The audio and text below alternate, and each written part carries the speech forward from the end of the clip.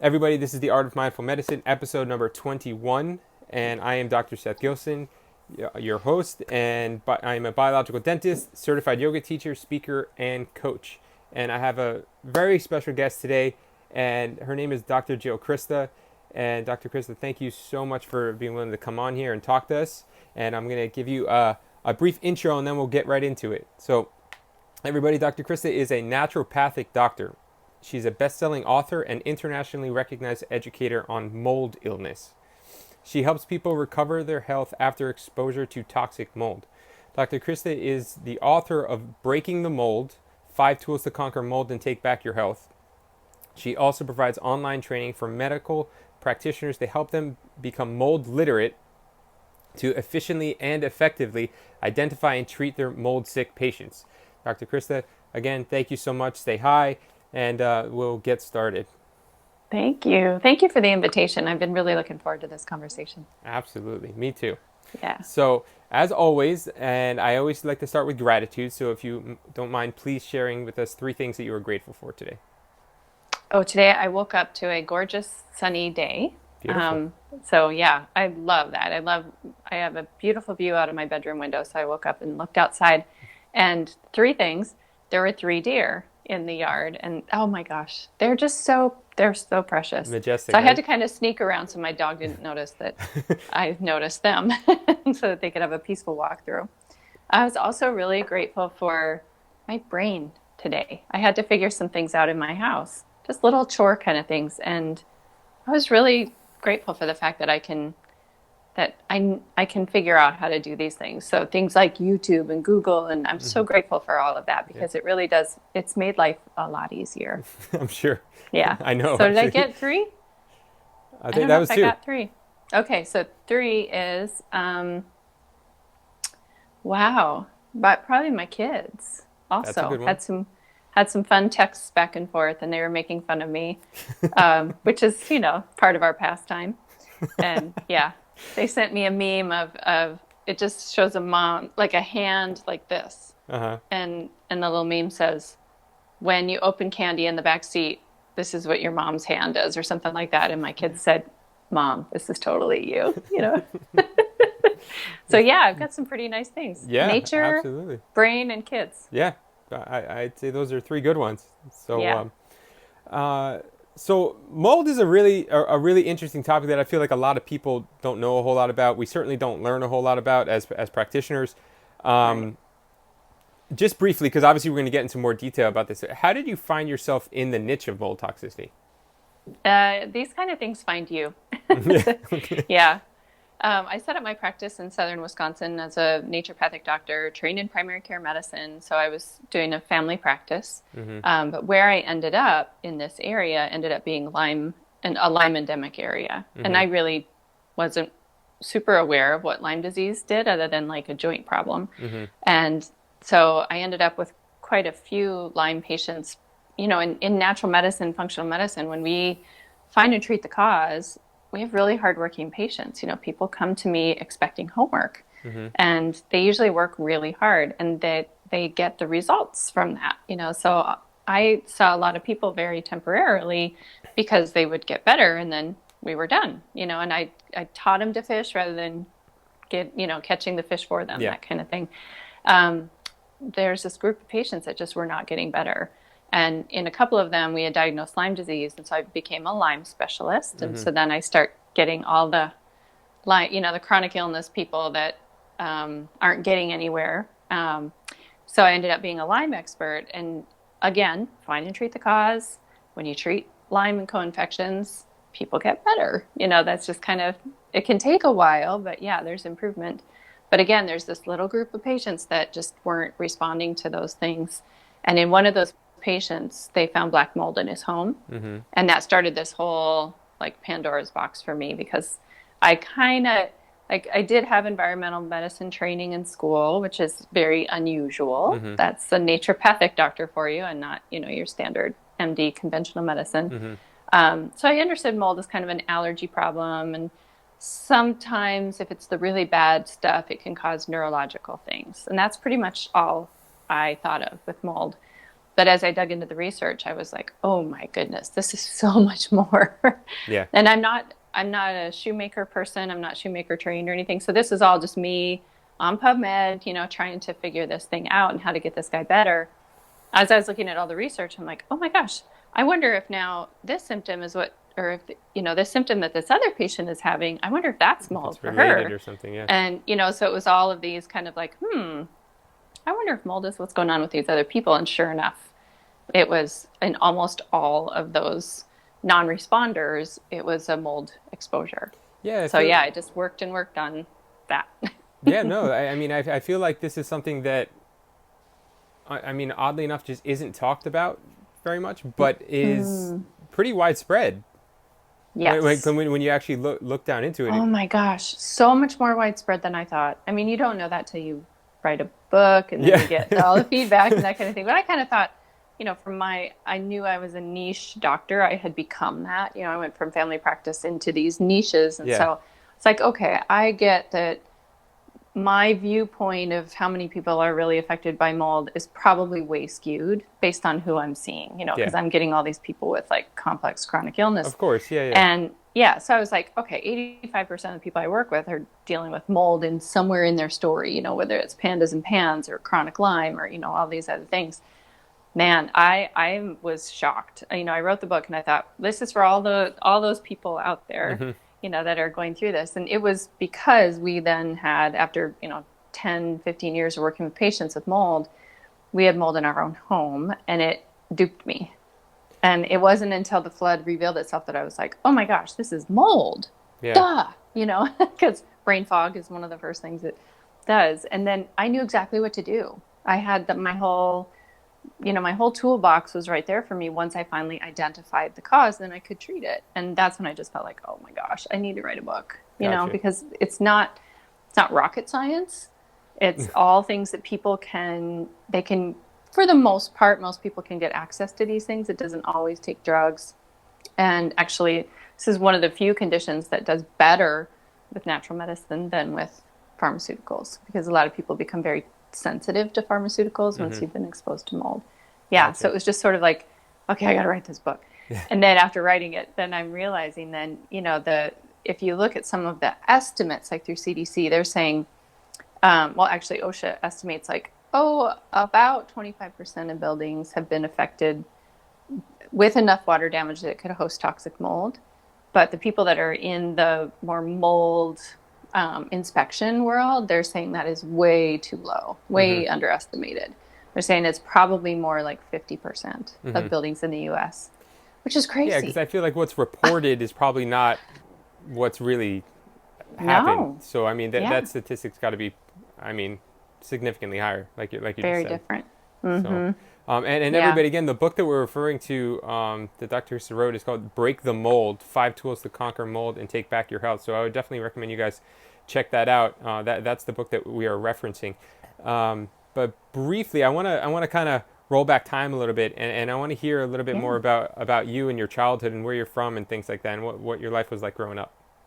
That's what I love about your interviews is you get into like the person behind everything.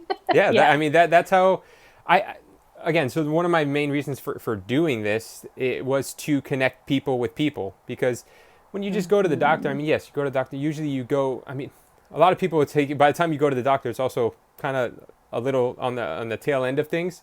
Most people aren't very proactive or preventative about these things, but this is a way to connect people with people, and half of those people are practitioners in one way or another and specialize in something, and it connects with people directly, and it's not like one of those kind of white coat situations where it's overbearing for a lot of people, or it's just you have to have your insurance and things like that. It's just it gets a lot of the barriers out of the way. So sorry, as you were. No, I love it. No, I love it. I've been so privileged to be in my own practice. I get to dictate how much time I spend with patients. I've been so privileged to have that experience. It also comes with having to run a business and make the numbers work and all those kind of things too. Yeah, which is, especially today, is not always easy. So. No. But, it did help me really. We got to the bottom of a lot of things for patients that you just can't do in a 5-minute visit, Yeah. and when you only get that face time with the doctor in that short time. So, yeah. So my attraction to this medicine really does stem back from childhood. That's kind of the family I grew up in. Very natural, very respecting nature. We're like nature addicts, if you can have an addiction, that's probably what we have Yeah, going on. I'd say that's not a bad one, but Yeah, I mean, sometimes it can get in the it way, can be like too just, much a little bit. yeah, exactly. But Anything I'm in like, excess.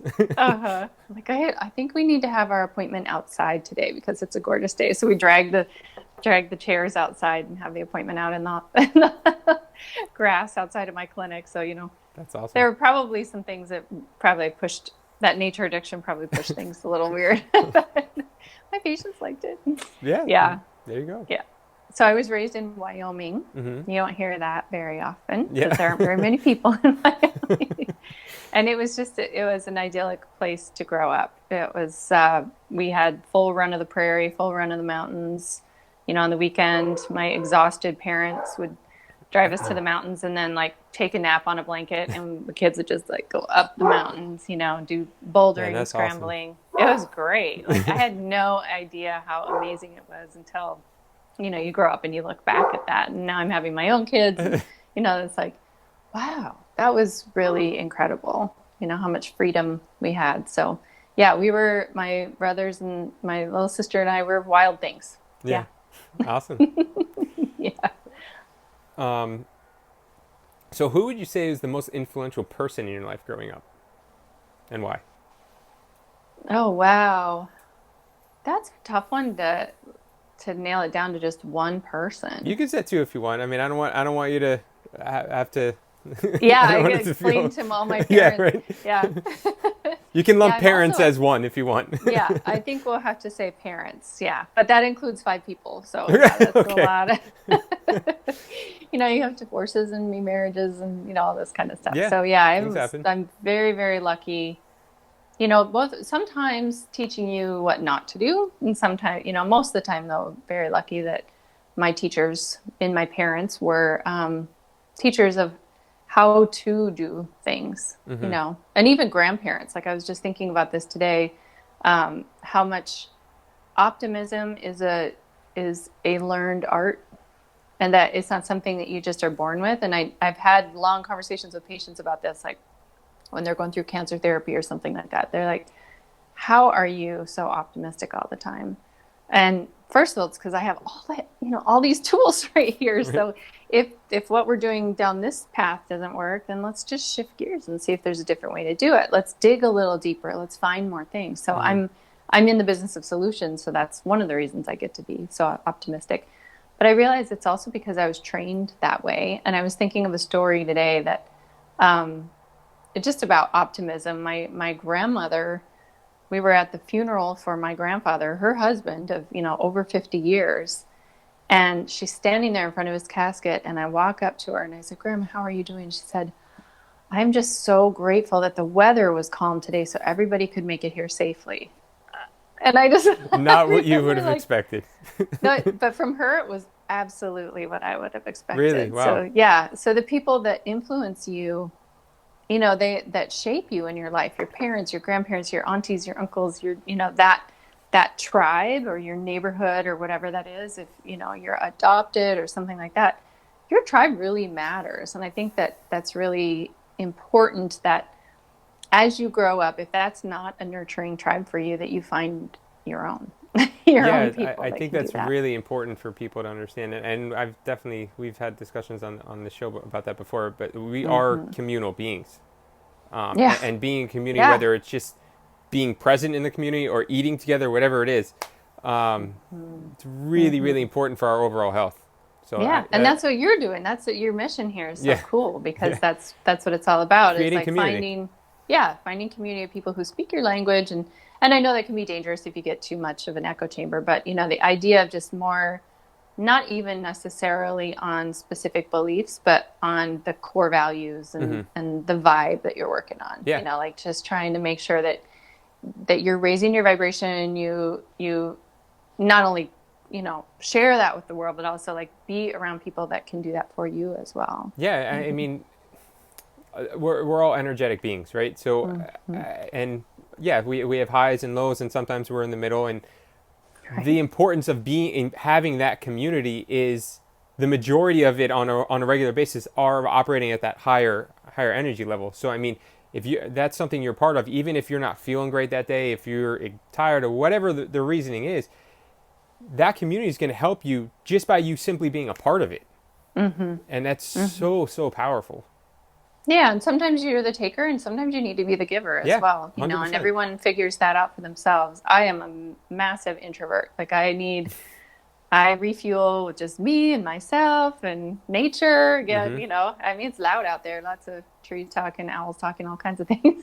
Yeah, no, it definitely gets noisy nature. So Mm-hmm. I hear you. Mm-hmm. Yeah. Um, so continuing with a little bit with your childhood, what would you say is the most vivid memory you have which impacted who you are today? Wow. If you can pin one down. I know that's not the These easiest are thing. tough ones. Oh my goodness. I don't know if I have like a one.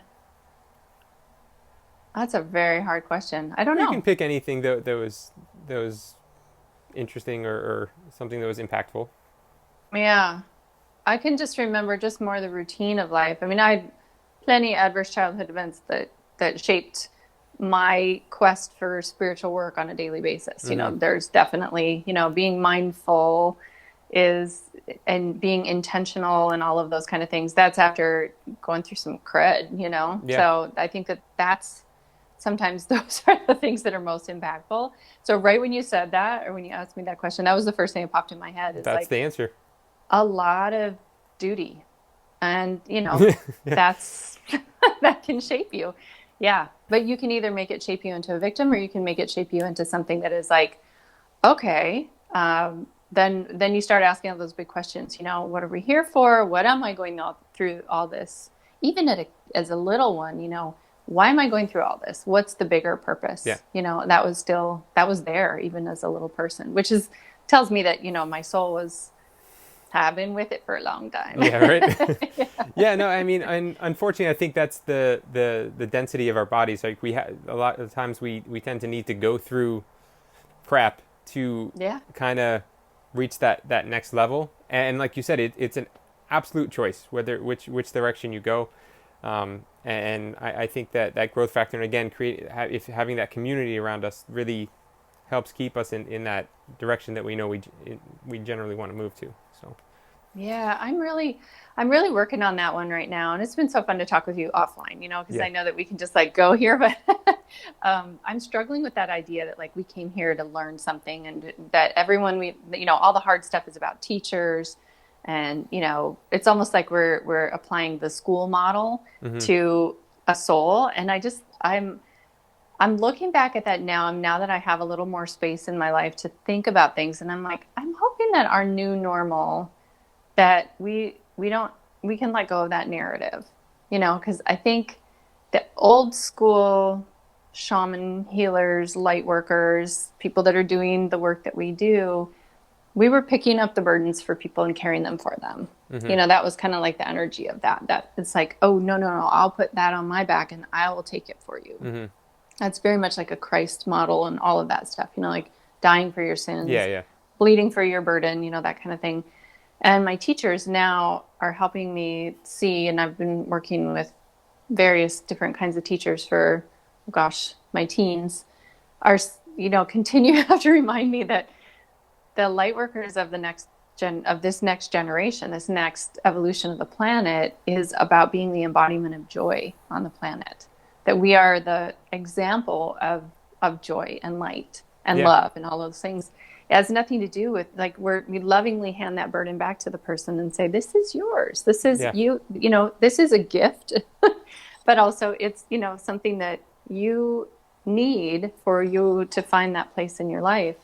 And yeah, I think I'm interested in the narrative of we're here to work on something like learn, and it has this whole struggle thing to it that I'm Yeah. like, I don't know that I'm down with that. So anymore. it's interesting. So because I like you, I mean, I take in a lot of different information and read a lot of different things about exactly what you're talking about. And I think love and light and that community is beautiful. I just think there's a lack of accountability. There's a lot of victimization, and there's not people don't take full responsibility for the things they do because there's the light and love, but there's also the opposite side of that. So I think that's like there are lessons to be learned in life because I mean we're like I said before these dense bodies, right? And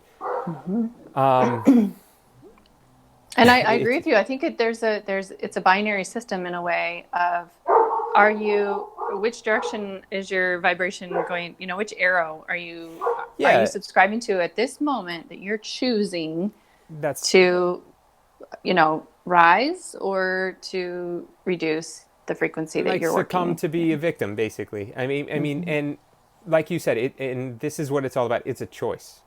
And Mm. you can choose to rise up and take on challenges because that's what life is. There's challenges. There isn't going to be. This isn't just all light and love and hugs and I mean there's a lot of challenges out there. Absolutely. Whether it's natural disasters, catastrophes that happen with family and friends, or people that are literally just looking to do harm to other people. I mean there are things out there that we have to be prepared for, and in order to do that, you have to kind of there has to be like a controlled growth of that devil inside you that Hmm. you kind of what's the best way to put it the a controlled type of monster in a sense because when like because that's essentially what because if you're capable of something that means I'm capable of something.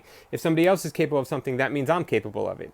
So it's like you can't be naive to all to the reality of what is, right? Mm. And Mm. I think when we accept the reality of what is and choose to be that better version of ourselves every single day, that's how you grow, and that's how you can continuously find inspiration on a daily basis. I think, and again, I'm not an expert on these things. This is just some from observation and different things that I've read and listened to, and it's really profound because like we're really not all that different from each other. So We are each other, yeah, like if you really think of it we're all an embodiment of this creation, hmm and so yeah, that's really interesting. Yeah, I love to talk with people because I love to learn different ways of thinking yeah, about absolutely. things and hmm And I'm looking forward to talking to you more about it. But I want to focus on you a little bit more right now. yeah, So, yeah. um, I kind of understand what got you into naturopathic medicine. But and you touched on it just briefly. But what would you say, in your opinion, is what are some of the big divides between naturopathic versus conventional medical practices? I think the core thing is an innate trust in the body's healing capacity. I think hmm that, the idea of looking at a symptom as, what's your body talking about? What does it need? It's communicating with you rather than your body's doing you wrong, Yeah, you know? And the even like victim a mentality, view right? of, yeah, well, it's, there's something inherently wrong with bodies just waiting to happen. Whereas with naturopathic medicine, it's that there is something innately right with a body and something is happening to it. What could be a nutrient deficiency, it could be an infection, it could be, all kinds of different things, hmm stress, whatever.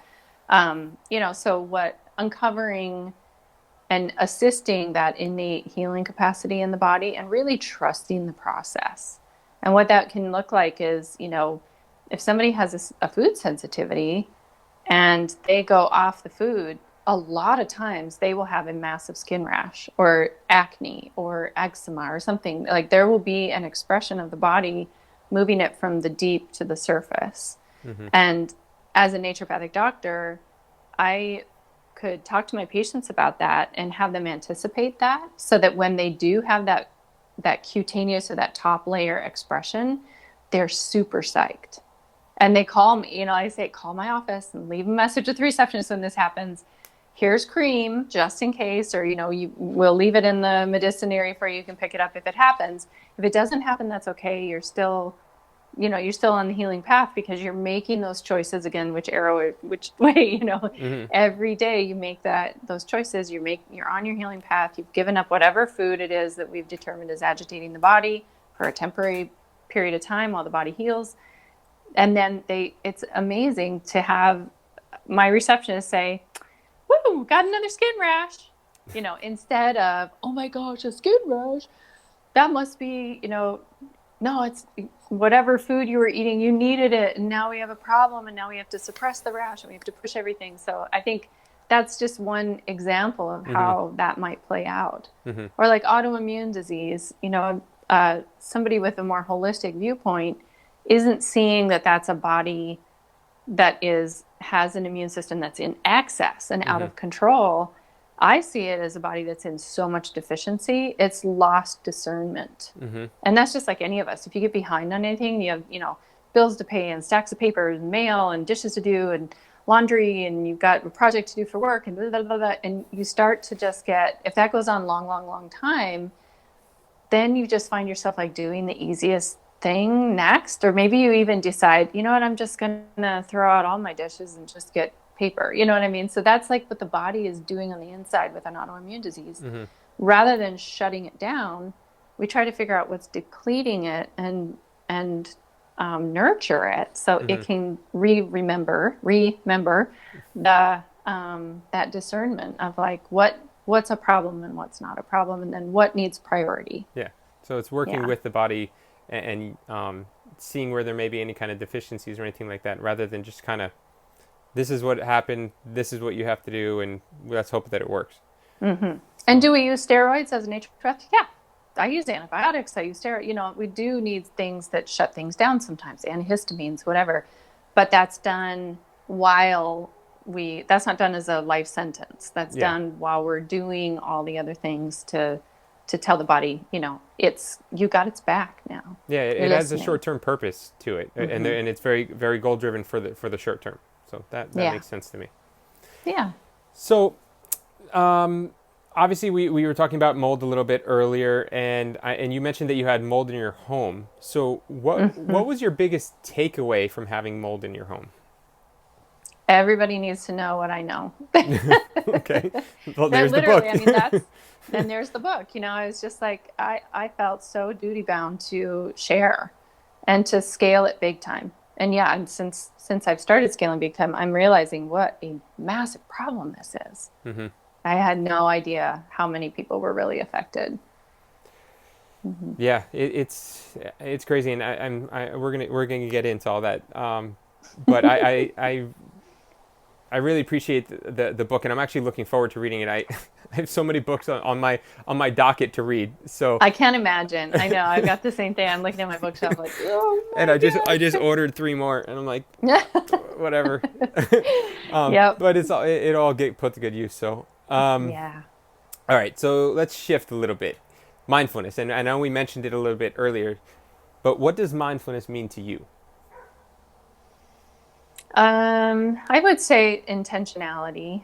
I would say coming into everything, mindful is such a great word because it so describes what you are doing when you're being mindful. You're paying attention, you have intention.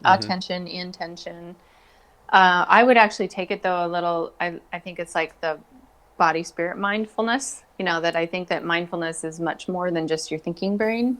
I think it's listening to your intuition and bringing that into fruition. Awesome. Beautiful. I really like that definition, or that way, that description, I guess. Yeah. And speaking, pulled that one out of my hat. and speaking of mindfulness, I want to thank everybody. I know there's some comments and some people are really liking the analogies that you're using and some of the things that we're talking about. So again, cool. I appreciate all you guys for watching. This is really an honor for me to be able to talk to other people like Jill and have you guys watch. I mean, this is so cool for me. So I really appreciate it. Let's see. So mindful practices. How have you either experienced or witnessed mindful practices impacting people's health? Oh, huge. It's so important. And again, I have the privilege of sitting with patients and really working through all of it, not just the physical body stuff, but the emotional body, the energy body. We can talk about all those things, and because I have time to do that. And it is so astounding when somebody can really look at sometimes it's the physical body is dragging the mental body down or the emotional body down. That's really common. You know, when you feel like crud, it's hard to stay optimistic and positive and all of that all the time. That's not what I don't think anyone is asking, that you're that way all the time. It's that you continue to readjust the boat, you know, like, okay, I'm getting a little off track. Negativity isn't helping anything. I mean, anger can be a very productive emotion, you know, Yeah, no, going it ahead definitely and can. getting it. Like if you really are, whatever your emotion is, emotions aren't good or bad. They're information. And so when somebody is really angry, I'm like, okay, let's put that to use. That's a high frequency emotion. We'd label it bad, but sometimes somebody has to get really pissed at their condition to do something about it and make the changes that they're afraid to make, or that it's going to take extra work, or, you know, just like the discipline of getting it done, you know? So yeah, I mean, I don't even know what you asked the question. I'm like No, off no, on it's my own fine. little trail. It's that's all right. That's perfect. Just how mindful practices impact our health. So, are there any specific kind of Yeah. conditions that you have seen people improve with, or yourself that have utilized that has improved your health in some way? Yeah, well, I think anything that someone's walking in with, if it can impact that. And I guess, yeah, I guess that's where I got on the anger thing, is that being mindful that this is information that's happening, and then you get to choose what to do about that. And so it can be from changing the way that you look at your body, that's not doing you wrong, it's giving you information. You're doing it wrong, probably, you know, with some of the choices that you're making. And so having that relationship restored, I think that's why I talk about like spirit, body, mindfulness, because it's the full gamut, I guess, of how we get information from our bodies. And so how does it change? It can be somebody with a cancer diagnosis that is really, like, I can remember one very key example. One of my patients came, she was having chronic GI problems and started having bleeding with her stools. And, you know, we ended up kind of going down the road of, well, it could be a hemorrhoid or it couldn't, but, you know, let's go get the colonoscopy and let's kind of figure this out. And she ended up having stage 3 colon cancer. Wow. And she came to see me and she said, I, you know, here I am with this. I don't even know what to do with it. I don't know how to feel about it. And I was like, well, what's our game plan? And she's like, I don't even really know that either. And I said, well, are we helping you stay, or are we helping you go as gracefully as you can? And she said, honestly, I'm not really sure what I want right now. Wow. And I thought that that was really brave of her to say that and to be upfront with herself about that. And so after some talking, and then, you know, a second appointment, she came back and she said, I've been doing a lot of thinking about it, and I think I've been wanting to leave for a long time. And it was almost like, I didn't want to say she didn't feel blamed or anything like that, because I think that can get into a slippery slope too, like blaming people for their condition. But I just want to know what my role was. You know, what am I there to help her do? Are we going to go full on and fight? Are you going to do the chemo? Are we doing the surgery? Are we doing, you know, what's the plan? And it was stage 3C, so she couldn't have surgery until she had some treatment. And she kind of just had a moment where she's like, yeah, I think I actually, if I were honest, I've been wanting to go for a very long time. And I think now I'm just going to move into love and do the big love, big L love, and the little L love in my world that I should have been doing all this time. And she said, if that saves me, great. If it doesn't, I'm cool with that too. And she just was very, Wow, that's a really yeah, I this is a mean, really good story. it's an amazing story. And, you know, she would leave and then we had to go do home visits, because she did end up having metastases and got very, you know, sick, and then did pass away. But she passed away in a very mindful way. Wow. And, you know, we all miss her kids and her husband, and everybody's very sad, and we miss her. But she also kind of did it her own way, and did it with, it was fun to start that conversation. Not fun, because it's like cancer and death, but in a way it was, I No, felt I know very what you mean. privileged to have that conversation, to say, okay, let's talk about what the bigger plan is here so that I know where my role is and you are understanding what your goals are. Mm-hmm. And yeah, she passed away lovingly. Wow. Hmm. So, yeah, I mean, that not you wouldn't get too many answers like that from people, even No, if that's what they wanted to say. So, I know. I was so proud of her for being brave. But yeah, she said, you created the space for me to just go ahead and be myself. that's great. I mean, that's kind of what we're supposed to do. I know, right? Um, Not like somebody walks in and oh my gosh, I know you have too. Like pe patients get blamed by their doctor all the time for, yeah, yeah. yeah. So, regarding mindfulness and mold, how does mold affect someone when it comes to mindfulness? Oh, see, this is why I'm really into mold. It makes you completely dissociated from your higher source. Wow. Okay. It is just this, it's an incredible force of nature. Um, in my in my history, my health history, I had a pretty severe brain injury. And that definitely affected the brain inflammation.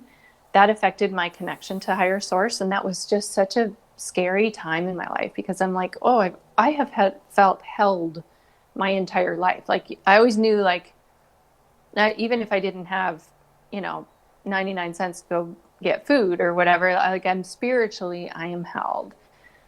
But after having that brain injury, there was a time period there as my brain was healing that I was like, I can't even hear. I can't hear like my bigger voice right now. And that was so freaky and scary. Yeah. And then as I healed, things kind of came back, and hyperbaric oxygen chambers are amazing. So then it was like my brain clicked back in again, and I started being able to hear my intuition and hear that experience, and hear my higher self, and what I call God or creator. Everybody has their own word. When I had mold happen in my house, that started to creep back again. And what's so interesting is that through the, over a decade of time I was working with people sick from mold, especially the mold Lyme combination that has a lot of brain inflammation, Mm-hmm. anxiousness, and a sense of separateness from, like, they, like feeling like God was not there for them, Mm-hmm. or, creator or whatever. I hope God isn't triggering for people, that word, but if it is, just insert your own word. Yeah. Yeah. To each So, his own. yeah, I mean, it's an easy word for me. It's like Kleenex, instead of tissues. I Yeah. just put God instead of higher spirit or creator. There's so many things that you could say. So Yeah. yeah, I'm just think of God as my Kleenex. Um, my spiritual Kleenex. Anyway, so yeah, when I was working with patients, there's this just sense of not feeling held in the world, and that you're distant from your higher power, or whatever it is that higher power from yourself. And I just think, wow, and we know that we can blame neurotransmitters, and we can blame, all kinds of things. We can look at thalamus inflammation on a MRI, and we can kind of do all the doctory stuff that can say, kind of explain what's going Mm-hmm. on the physical. But I really think that that's part of mold's Jedi mind trick, is that if you feel that way, you will isolate, you will stay inside where the mold is, and it can compost you. So I really think there's something about it, because it's a force of nature. There are more ghost sightings in a moldy house than any healthy building. And Hmm. some of that is kind of like, oh, I wonder if that's actually like mold pheromones, talking to each other in the species and that kind of thing, because we do see biofilm in water damaged buildings. So yeah, I mean, there's a ton of ghost sightings. I mean, the remediators that I work with, they said, oh man, we see ghosts all the time in these houses. And I'm like, that's really interesting. Yeah, And I that was is like, very yeah. interesting. So I think because it is a community, we talked about community. If you have mold in your home and you're not part of that community because you're not a mold spore, you start to feel really alone and Mm-hmm. isolated, and start to do behaviors that reinforce that. And I've had patients that will say, I don't know, but it was really weird when I took that job in that in that building, it was like everybody was talking about me all the time. And then they would remediate it. And then they're like, yeah, I don't know. I mean, we seem to be getting along just fine now. And I'm like, I, I think that was mold messing with your mind. You know, it's Yeah, very yeah. interesting. No, Yeah. that is interesting. That's definitely something I want to. I'm interested to talk to you more about. But I have a lot of questions that I do want to ask you Yeah. that I Yeah. think are really Yeah. informative for people. But we're going to talk more about that one for sure. So let's continue on mold and what your niche is. What's the tie that binds all the different conditions that you work with?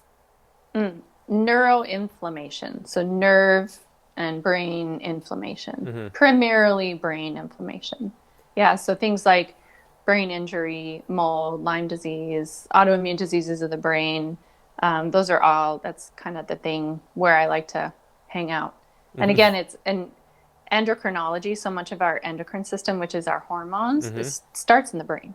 And so that, neuro endo immuno area, that's Yeah, yeah, kind of yeah. that the intersection of all of that is very fascinating to Yeah, me. one of the things that I remember we talked about is that you were saying how mold toxicity actually crosses the blood-brain barrier, which is Yes. very significant for anybody that doesn't know that is extremely Yes. dangerous.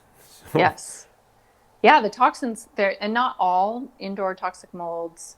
So I should explain how mold is making people sick. There's hmm obviously that's the spores and the spore fragments, which is going to be a respiratory irritant, causing sinusitis, hay fever, asthma, lung irritable lungs. so So those are that's some of the like, symptoms yeah, that those are the symptoms. If you look on the CDC website under mold hmm sickness, they're going to be basically describing what I call spore illness. So the hmm things that are interactions with the spores.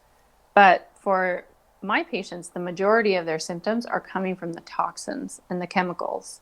So the other parts about mold that make you sick are happily living mold will be metabolizing and off-gassing alcohols, aldehydes, all this stuff. So you can actually there's enough alcohol in the air if there's a mold colony in your space that you can actually get a little drunk feeling just from breathing the toxic air. Isn't that crazy? Wow. Yeah, I did Yeah. not know that. Yeah. And That that's is just from that like is not happily living mold. yeah, that is not recommended. Just No. so you guys know. But I mean, Yeah. if you have that experience now, you can be pretty darn sure that you know where it's coming from now. Yeah. I have a post coming up that's going to be breathe air, get drunk. Yeah. And the idea is that, a lot of people, when they get into a moldy space, they start feeling really spacey and tired and buzzy, that kind of thing. And I've had so many patients, people through social media and like my membership and stuff say, I've never heard anybody say that. That made so much sense to me. That's what happens to me. But no one was able to identify why that was happening. They just thought maybe I had an inner ear problem or, all these other little things that can cause it. And it's just happily living mold farts out alcohol. I mean, that's just what it does. Yeah, yeah. Alcohols, aldehydes, VOCs, all these chemicals. So a lot of people become chemically sick, chemically sensitive because their bodies are getting kind of burdened by all these chemicals. Mm-hmm. But the most toxic thing for mold is something called mycotoxins. And the mycotoxins they're meant to compete out other mold species. If a spore has found a perfect area of enough moisture and all it takes is humidity, dust, like all its favorite things, food and water, then it will start to try to gas bomb out the other living species. So the whole point of mycotoxins is to kill Mm-hmm. something else. Those mycotoxins, they can go through building material. And like when it hit my home, it was a relatively new home. It didn't smell funky. There was no must. You would never have imagined this as a moldy home. And me either. I mean, I dealt with mold in my patient base, so I was really conscious about that. Mm-hmm. And it didn't stink. It wasn't old. It wasn't run down. It wasn't Hmm. dirty. All the things we would think is a moldy house problem. Didn't have any of that because it was all trapped behind building materials. So if those spores are trapped, the chemicals and the mycotoxins are getting through the building material, but the spores aren't, so you don't ever smell it. Yeah. So it's just crazy. I mean, Yeah, it's just, it's really interesting. yeah. So somebody just asked if we're going to be saving this episode, and yes, I save all of the episodes. It'll be posted on my page, and like I always do, the episode will be on YouTube when I get through editing and posting and all that fun stuff. So thank you for watching. But Jill, one thing that you said, so mycotoxins, that the goal of the spores of the mold, I mean, is to kill something. That's so interesting because of considering what's going on with the world right now. Viruses are a huge topic, and it's funny because viruses, they don't want to kill. Viruses need a host to live. They're not actually alive. So that's actually a really, really cool, very interesting topic that, I mean, we could talk, I have a whole other episode on, but that just sprung in my mind. I didn't even think about that before. So really cool. Yeah, and it's, the mycotoxins are really energetically expensive for the mold, so it's not going to make it all the time, but it will start to make it if it feels threatened or if it found a sweet spot. So if it's getting plenty of moisture, it's going to be spitting out these mycotoxins because it knows that something else is going to want to move into its territory. And, we could also have a whole conversation about mold in an indoor environment being disconnected from nature. That's why it behaves badly.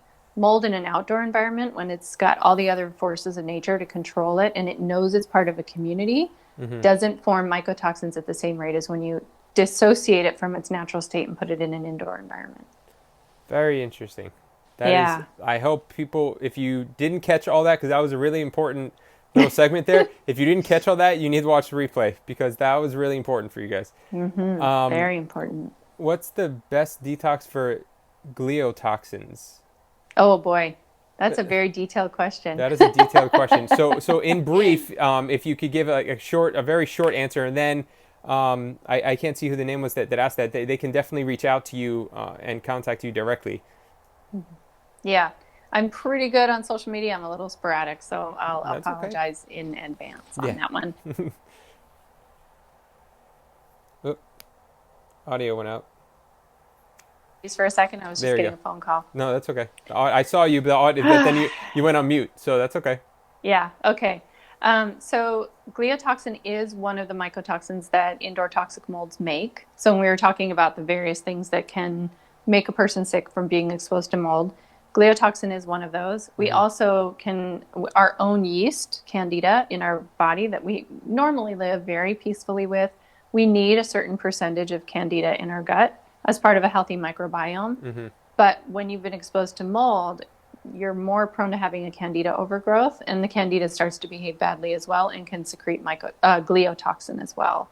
So we don't necessarily know if we see gliotoxin on a lab, like on a urine mycotoxin test.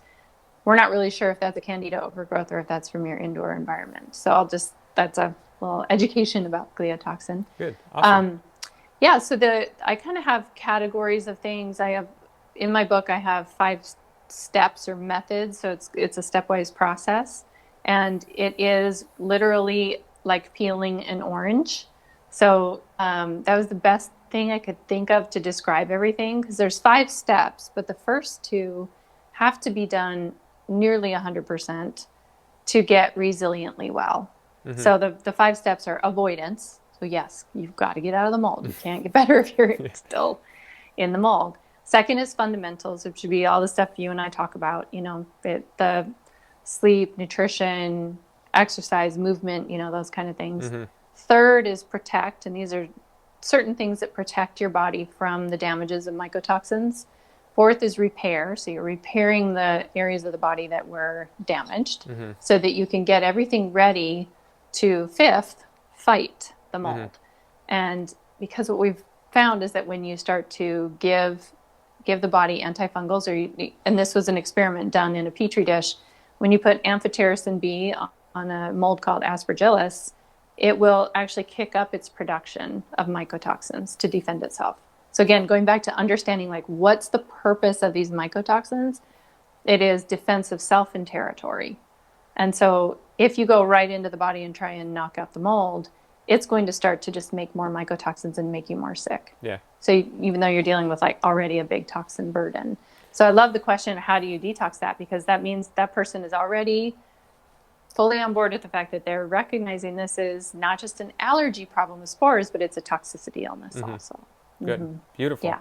Thank you for that answer, and thank you for that question. Yeah. So one of the things you were talking about was obviously this is of utmost importance is detecting mold. And before it's visible, how do you do that? Yeah. In a body or in a building or both? I guess both. I mean, we have about 10 minutes, so Yeah. because Yeah. I think this I'll go it's going to fast. cut us off, Okay. uh, and I want to be respectful of your time. So I mean, yeah, Yeah. our abbreviated version of that. Sure. So I'm much more a body expert than a building expert. There's Mm-hmm. people who spend their whole life's work on body or on building stuff. So Mm-hmm. I'll handle my area of expertise. In a body, one of the ways that I mean now I have urine mycotoxin testing. It has its pluses and negatives. Every test has its strengths and weaknesses. But I do use that quite frequently in practice. If somebody's super, super, super chemically sensitive, I might run a glutathione test first, which would be a red blood cell glutathione, not your Quest or what your normal doctor would run, but this Mm-hmm. is a specific glutathione test to see if you have enough of the detoxifying agent called glutathione to detoxify these mycotoxins and get them to your urine. So I might run that first to see if it's even worth running a urine mycotoxin test, because some people who are really sick from mold still have like a negative test. And so that's not really telling us anything. There are other ways too. If somebody has the problem with a urine mycotoxin test is it's an excretion test. Mm-hmm. So we're depending on the kidneys and the liver to do their Yeah. job and excrete it. But if someone is a really poor excreter, there is also serum antibody testing for mycotoxins. That also, the limitation there is just validity questions. But between the two of them, and then looking at things more holistically, so I'm looking at a complete blood count. I'm looking for little signs of things. Liver enzymes might be high. You might have iron deficiency anemia, certain things like that we can look to put together the whole picture. But I work with a population of people that have to pay cash to come see me because I'm in a state that doesn't yet license naturopathic doctors. Mm-hmm. So I created a questionnaire, which if anybody wants the questionnaire, they can just email me through my website. It's in the front of my book, and it's the clinical questionnaire I created so that we wouldn't have to spend any money on testing. And it gives you a score on, is it not mold? Is it possibly mold? Or is it probable a mold problem? Mm-hmm. And you can use that then as you go through treatment, refill it out and make sure you're going the right direction. And it's also good just to remember like how yucky you felt. Because as you start to feel good, people with complex chronic illness, they want their body back, and so when they start to get their body back, they start to spend that energy and that vitality that they get just as fast as they're getting it back. And so Mm-hmm. it's good to remember, like, that's right, I used to have migraines. Like, yeah, you forgot about the migraines, Yeah. but when you start to feel better, you kind of like, we're all a little bit golden retriever in our Yeah. minds, just like, oh, it's fine. Yep. Yeah. I hear you. Mm-hmm. So there's a few things that I really want to ask you. Obviously, your specialties with the body and fighting mold and things like we've been discussing. But how is, I mean, it's important for people, like you said, when you moved into a house, like it just, you didn't know. You're a specialist in this and you didn't know. I mean, everything Right. looked fine, nothing smelled, there was nothing. So what can people do to be sure that they're actually in a safe environment, whether they're moving into a new home that's not their original home or a brand new home that was just built? Yeah, I think that it's really important that I've been doing a lot of thinking about this after that happened to me about, wow, how did that fool me? And it was because I really bought into the narrative that as you age, things happen. Like your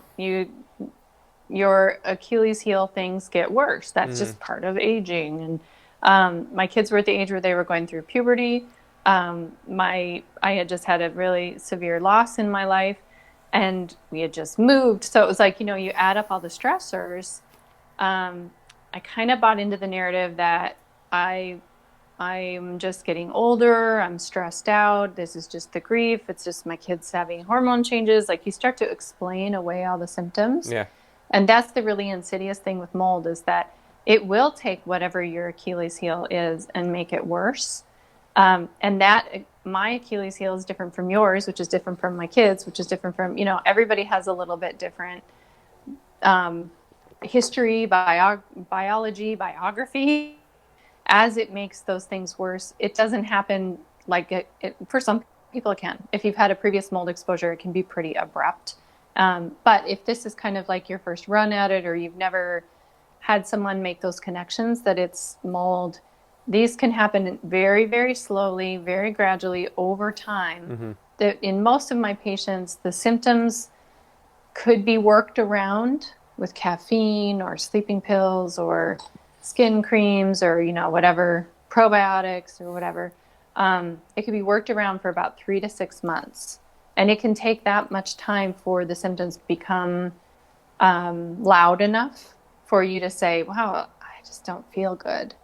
And again, it might be another 6 months before it can't be kind of worked around, and that would have you going into the doctor. But of course, not very many doctors are holistic minded, and not very many doctors are trained in mold. And that's why I have a doctor course, because I'm trying to change that, so it's in the radar. Yeah, which I think is great. I think that's one of the best things that we can do as practitioners to help other practitioners, right? Yes, learn what we know, absolutely. because we can't know everything, especially when we're practicing and we have businesses and families and Yeah. other things going on. You're not going to go back to school for another 2, 3, 4 years to try and learn Right. about these things. To catch up. Just, Yeah. for the majority of people, that's just not reasonable. So, again, and that's one of the reasons why I like bringing on all different types of professionals onto here, because it gives exposure just like this. So, thank you again. And so, effects of mold. I know we talked about a little bit about people's state of mind and how it affects them, and maybe even how it blocks you from connecting with your higher self, and can leave you foggy and things like that. How does it affect our respiratory system? Or is that mold specific, like it's a certain type? No, that's really interesting you ask about that, because if you look at a symptom list, it's going to be all the things that have to do with inflammation,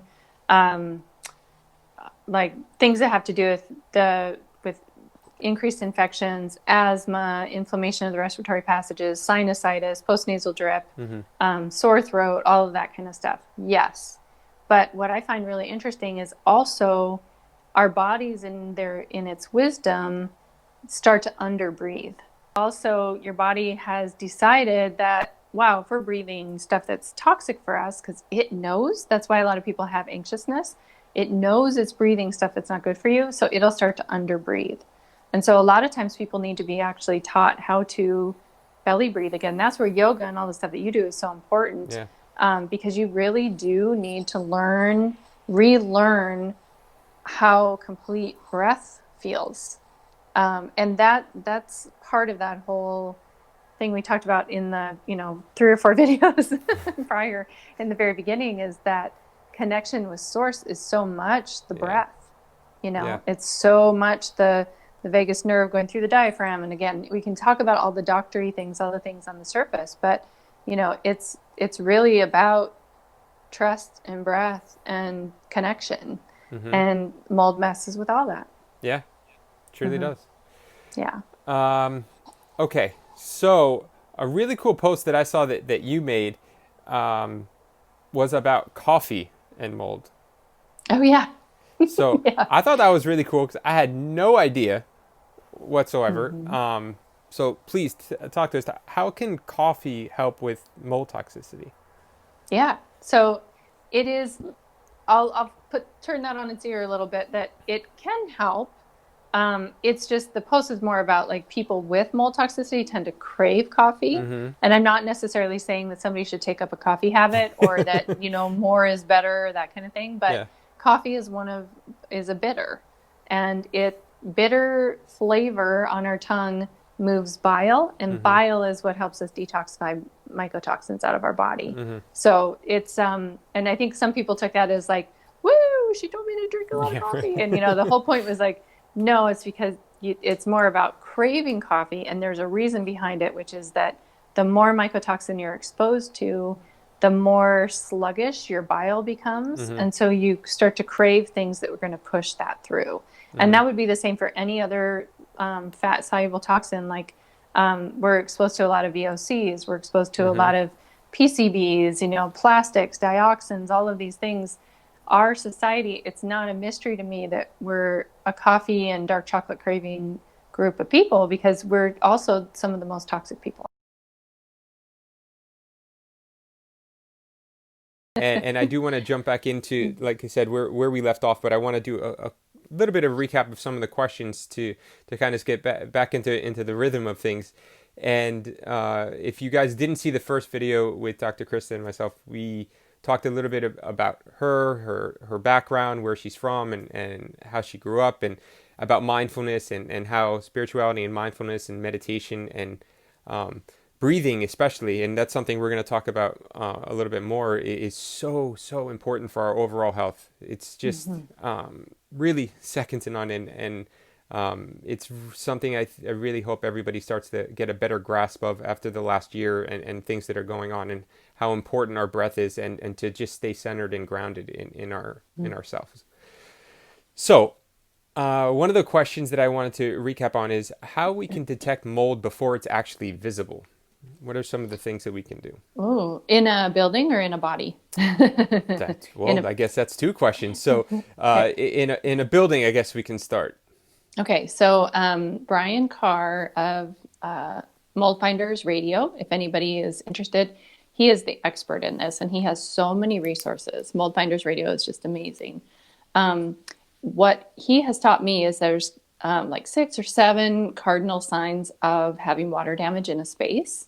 And he has a booklet that you can get for if you're about to go buy a house or rent or work at a building office building. You can kind of look around for some of these things, Mm-hmm. and it's so helpful because then it's showing that there was evidence of water intrusion. Not every time that water hits a building does it become mold. Things do dry out depending on where you are. But often it does, and it can be hidden beneath building materials, under flooring, behind drywall, behind insulation, on the ceiling, that kind of thing. So what you would look for is any kind of water staining.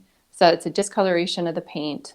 That could be, like for myself, if I'm going to be going with a client or patient through their house, I used to do that, like go in with because primary care doctors, we're hands-on.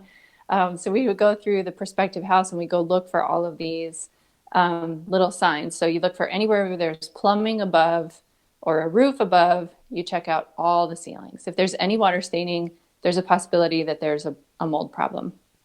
And then looking at all the floorboards, and if there's a little bit of buckling where the floorboard is coming away from the drywall, or if there's bubbling of the drywall or bubbling of the paint, that's a really good sign that there's probable, because water goes down, Mm-hmm. Yeah. So the problem could be way above, but it could be coming down the walls. Yes. What else? Rusting. So let's say that you, I don't know, want to pull up some carpet and redo your flooring or something like that. If those carpet tacks are rusty, Mm-hmm. then that's a sign that there's been water damage there. And that could be, pet pee is actually quite a problem because pets have their favorite place to go, and then it's a persistent Mm-hmm. supply of moisture. And, the ammonia in the pee doesn't keep mold from growing. So I think those are the things. You check underneath all sinks, anywhere where there's plumbing. Check underneath sinks, check underneath the refrigerator. If there's bubbling or staining, then that's a real possibility that there's going to be mold. Okay. Great. And Yeah. of course, you said like Mold Finders Radio, they'll have more tips and different, like even how to do Tons. tests for these types of things. Yeah, there's like 60 episodes. You can just totally binge Awesome. listen on that. Yeah. Awesome. So now talking about buildings and quality of materials and things like that, how do the quality of the actual building materials during construction contribute to the development of mold, Yeah, or the not contribute more, to the yeah, prevention? exactly. The more digested something is, the easier it is for mold to take over. That's Mm-hmm. more surface area, that's more dust, and it likes that fine particulate. It likes that little bit of dust. So you're better off buying solid wood furniture versus that kind of manufactured wood. What my colleague calls was wood. That we're Mm-hmm. not really sure what it is now or what to call it, but it was wood at Yeah. one point. And now it's like chopped up wood and that's been compressed with glue or an adhesive, and then we're going to call that wood because it kind of looks like wood. They put a wood veneer over the top, and Mm-hmm. so it seems like it's wood, but it's really just compressed board. So press board and those kind of things, those are going to be growing. They can grow mold a lot easier. Organic things, so like a leather couch is going to be more susceptible to mold intrusion than something made out of, some fake material like polyester or something like that, Oh, I didn't think which about is that. really sad for me to have to say because I love supporting like natural things. But if you've had mold in your house, then you get a little more picky about what kind of things you're going to put Yeah, back in a yeah, house. true. Yeah. No, Yeah. that's very important. One of the questions actually is actually a very relevant question. Someone said that if they can't leave their house and they want to improve the air quality, well, which is Hmm. another one of the questions I had. But is there a certain air purifier, or is there not necessarily a brand if you unless you have a brand, but is there Hmm. a standard of certain a level of air purifiers that people should look into getting if that's something that they're interested in? Yeah, great question. So the first thing is to manage your indoor humidity. That's Hmm. the most important thing you can do. Don't water mold. It's flying all over in our air. It's coming in through your filtration system. It's coming in every time you open up a door, open up a window, walk in your house. Mold spores go right in there. Hmm. They're out in our air. They're running around looking for where to be assigned the job that they've been assigned on this planet, which is to decompose previously living material. And we build our house with previously living material that's already, like chopped up, and it's like we're just handing them a buffet. Hmm. So all they need is a little bit of moisture. They don't need a flood. They don't need, some people say, well, we've never had a water event in our house, but they live somewhere where it's 90% humidity, Yeah. like the Florida Panhandle. That is a moldy place because people aren't running AC all the time. Hmm. So it's not getting the dehumidification, and they're not running a dehumidifier to manage indoor humidity. So that would be the biggest thing is make sure your humidity is for sure below 60% indoor, which is kind of hard to achieve if you live in a really humid place. Yeah, Portland or Seattle, it's really hard. I was gonna So say you 'cause need multiple. yeah, Yeah. I'm in South Hmm. Florida, and I mean it's wet. The air is Yep. just wet. I mean, I've It's obviously gotten used to it, but hmm um, Yeah. So humidity would be the first thing. Don't water mold. And mhm. then as far as purifiers, the thing that can make you the most sick with mold is mycotoxins. So mold has like four different weapons. It has the spores, the spore fragments, which are broken up dried mold, and then the chemicals of mold. It's just like normal metabolic off-gassing kind of. I tease that it's mold farts. It's just I like mean, happily essentially, living yeah, mold, kind of what it is, yeah, It's just eating away, and it has enough humidity to, if it's over 50%, mold can grow. If it has the enough dust, enough particulate, and then you have enough humidity. So those chemicals make people chemically toxic. So chemical sensitivities, and they can affect your liver, processing of hormones and things like that. But then there's these mycotoxins, and the intention of the mycotoxin from the mold is to compete its territory. So it sends out these gas bombs of mycotoxins to make sure no other mold can move into its territory. hmm, So we're not the target, but we definitely get affected. It affects the health of any living thing, plants, pets, humans, everything. So these mycotoxins ride on ultrafine particulate. They're zero point 0.1 microns in size, which is itty bitty, itty bitty. It goes hmm, right past our lungs have all these like little fingers. It's supposed to move particulate up. Mycotoxins are small enough, they go right to the deepest part of the lung. yeah, So you want to find a filter that's going to filter down to that level or better. So the filter that I like, I have a whole long video if anyone wants to do a deep dive on this. I like a 30-minute video where I interview the developer of the filter that I like, which is IntelliPure. It's on my link tree in my bio if anybody wants to go to that video and watch and be wowed. But I have a particulate counter, and it goes down to below the mycotoxin level. And so I test all of these. And other air filters that have tested well is IQ Air, Austin Air. I haven't tested there's another one that people ask me about. I haven't tested that one yet. If I don't know anybody that has it, so I can't run over there with my particle counter. hmm, And I'm not going to buy it just for that yeah, yeah, purpose exactly, because yeah, I kind of know what I like. The difference though of the IntelliPure compared to those for mold sick people, like if you're just have like general allergies and stuff, any of those are fine. hmm, But what the difference is of the IntelliPure is they zap the filter with an electronic charge. So the filter itself can't become a moldy environment, Oh because wow. that's part of the problem. Like the more dust that filter takes up, if you have humid indoor air, now the filter can become a moldy medium. Mm-hmm. So I like the fact that they're keeping it in a biostasis, they call it, where they're zapping it. Yeah, that's pretty awesome. I think one of the other ones that I hear a lot about on social media actually is the Air Doctor Pro.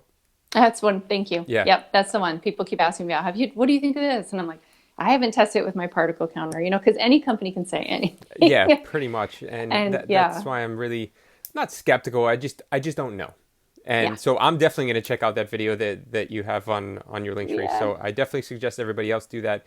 Another question somebody just had, I didn't even think about something like this, is that they have plants in their home that survived from a mold I Hmm. mean, a mold affected home prior. So Right. is there something they should do? Should they keep the plants? Should they not keep the plants? How does something like that work? Ideally, the plants need to go. That's Really? the ideal. Did I do that myself and that happened in my home? No, because I have two that I've had since I was 11 years old. I'm like, I'm not going to let them go. So my concession with that is that I just really manage the humidity for those plants, and I check it. I check myself all the time. There was one of my, so I have five babies that I didn't want to let go of. Three I had to let go of because I didn't feel good when I was near it. And so I think just trusting that and just doing it, because you don't want it to become a source of mold spores. Mm-hmm. Just like crawl spaces that have open soil, that is a hotbed of mold spore Mm-hmm. source. So my technical doctor answer is, the science answer is get rid of the plants. My human answer is maybe there is some keepable. So one of the ways that I put a biostasis on my plants and it's safe for the plant is I buy natural tobacco, and you can make tobacco tea and then water the plant with the tobacco tea. And then Okay. I spray them with some essential oils that are safe for plants every so often, just the soil. Mm-hmm. And then make sure they are dry, dry, dry in between. And like my fern, that was one of them I had to keep. They don't like that very well. So, the fern I have to water more often because it'll dry out. Mm-hmm. But my fig, I can just like let it go for a week, week and a half, and it's completely dried out. And then you water it. So it's just like dump and dry. Yeah, Yeah. because it just sucks it up. Yeah. Yeah. Yeah. Then it's thirsty. Yeah. And then it's not sitting in the soil growing Gotcha. mold spores. Gotcha. Is there a specific brand of tobacco or anything like that? I've been just buying the Nature Spirit I don't loose know anything about tobacco. tobacco, so. Yeah, yeah, and I'm really lucky in my area. Well, that's what I have had to buy, and now in my area, we have some amazing tobacco and Native American like heritage tobacco. So that I use for ceremonies and things like that. So I just use that now. But Nature Spirit is some of my patients who still smoke and that kind of thing. It's like, okay, we're gonna work on weaning you to something natural and then weaning it down and Gotcha. just using it for ceremony. Perfect. Yeah. And some of the things that we were talking about, you mentioned something that I was actually going to ask you about. You're good at this. You're in here. Is opening the windows and doors or to the homes and improving the air quality, because a lot of things that I've seen and a lot of people that I know have a understanding that, and there's a lot of stuff about this on social media too, that has been coming out, that indoor air quality is 3 to 5 times more More or toxic. worse than it is outdoors. So a lot of people just Yeah. like to open their windows. But Right. now we're saying this thing about how mold can just come in the house at will at that point. So how do you find the balance between having the windows open, having these air purifiers and dehumidifiers and all these things? I mean, how do you? Right. Yeah. So I think it's a very dynamic process, and it depends on where you live. It depends on how your indoor air is. If you're dealing with a really toxic indoor air environment, you weigh the balance of it's better to have fresh air and humidity than not having my windows open. So you try to pick the least humid times of the day or the coolest times of the day, get things aired out. And the concession you make then is you have to be really good at dusting your space. Mm-hmm. Like that, the whole thing I talk about my book, I call it dust with gusto. Like dusting just needs to be part of what you do. And, like your floors and your everything, any horizontal surface needs to be get that particulate off of there because that is mold's favorite thing. If it can fly in through the windows and then it can find a dusty surface, a little bit of humidity, it's all it needs, which Wow. is terrifying. Yeah. Yeah. And usually a building that's going to be making people sick, there's more than just a few spores. Mm-hmm. Usually there's, a water intrusion that's continuous enough. Even a drip, drip, drip. Those are the most dangerous because they can go on for years Mm-hmm. and people don't know it. Yeah. Yeah. That But makes I'm a big sense. fan of open windows. We just, where I live in Wisconsin, I don't do it in the humid summer. Mm-hmm. It's just not worth it. I can't keep up with 90% humidity, 97 usually. Yeah. So during that time, I just keep things closed up and we manage the indoor humidity. And then when things start to dry out and going toward winter, I don't know about Florida though. That's a tricky, that's a tricky It's wet. thing. Yeah, I it's mean, we really live in the wet. middle of a swamp, basically, surrounded by water. Right. In It's a tight closed up home made of fake material, like well, pre-digested and that's what I was going to materials. say. I mean, the types of insulation and the drywall and things like that. I mean, I think I haven't gone Hmm. through the process of building a home or anything like that, but I really believe that the quality of materials in which you're going to build a home with, I mean, I would, again, I haven't Yes. done it myself, but I highly suggest spending a little bit more on quality of materials, Hmm. especially, I mean, anywhere, but especially if you live in a place that's just wet. Yeah. And I mean, Yeah. and humidity is a problem. And you said having the AC on, obviously that reduces the amount of humidity. Yeah. So, Yeah, that's a gift, I mean, that's an easy fix, and you can do the whole house. But I do recommend for patients who've had mold in their homes and they've been made sick from mold, a good prevention is to buy those little humidistats at like a big box hardware store or a pet store. They're like a couple bucks a piece, and set one in every room. And then because each house has like different airflow issues. There's going to be a room that just doesn't move air very well, and that'll be the room that you need to manage humidity in. hmm Maybe running a dehumidifier just in that room takes care of the whole problem.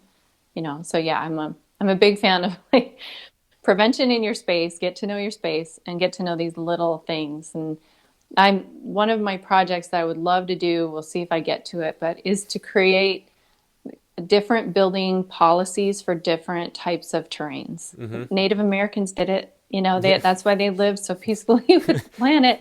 The idea that we're going to take the same building prototype and put it in Florida and Wisconsin hmm and Alaska and Hawaii and California. It's just like, what are we doing? We're not paying attention to the environment. yeah, and I think that's a habitual human thing that we don't pay attention to the small things that kind of build up over time. Right. Because look, in Florida, look, we get hurricanes. So Yeah. obviously now there's a code for the houses and buildings need to be up to hurricane code. But when you're in, I don't know, wherever, New York or Wisconsin, things, I mean, you're not Hmm. you're not doing things necessary to hurricane code. So Right. we do it for the large catastrophic events that happen maybe once a year or something like that. But we need to pay attention to those smaller things that build up over time because they will Hmm. turn into something catastrophic. Yeah, and any family that's had mold in their home, that's a large scale catastrophic event that happened for them. It 100%. was private and it happened on a single scale, but it's happening, globally. Yeah, It's if just you put all of that together, I mean, if you, I mean, hmm. I'm sure, and I don't know what the stats are on this at all, but if you put all of the mold relevant sicknesses together in the country, you'd probably Yeah, have a very, very significant portion of the population. yeah, that's what I'm discovering. After writing the book and just hearing from people, and it's like, oh my goodness. I thought it was just going to be this like little group of, like the Lyme patients that didn't really get better. Like that was kind of my bias because that's what my practice was. hmm And wow, it is so much more widespread. It was more It's than a rabbit heartbreaking. hole, huh? Hmm. Yeah. Yes. Yeah. So now I'm on a mission. I'm like, okay, now how can we affect policy? How can we affect policy change so that we're building structures that are health promoting instead of health degrading? Yeah, Yeah. that's really important, really, really important. It's I don't know how to I don't know how to go about doing that, but I would love to help and be part of it Cool. I think because I understand how valuable it is for people's health because these are things that you can't see, and Yeah. like you said, it affects people on an individual level, and we're not always, like I said, we're not very good at connecting all the little dots when they're very widespread, and Exactly. I think we have the Yeah. capability to do that now. So Yeah. I saw a really good question come up on what about ceiling fans? I'm a huge fan of ceiling fans. And any kind of fan, anything to keep air Good. moving. That's Yeah. a great Yeah. question, actually. Yeah. It So, was a great question. Yeah, because that's one of the other things that mold likes is stagnation. hmm So, that I'm in the whole process of, I'm hoping to build like a mold prototype house for the Midwest. This is one of my little plans. But the whole idea is if anybody's doing remodeling, if you've had mold in your house and you're remodeling, everything should be on feet. Nothing should be like your cabinets. You should be able to see underneath every cabinet. We don't do that in our kitchens. Everybody likes this like clean look or whatever. But old school, you'd have a clawfoot tub. You could see all the plumbing. Now we close everything up behind drywall, and it's yeah. just kind of amazing to me that that's what. Especially, and look, I'm in dentistry. The aesthetics of things Oh, seem to be so much more important than the health or quality of yes. things, and it's really Yes. it's unfortunate. It really just is unfortunate. I can't say anything more about it other than that. So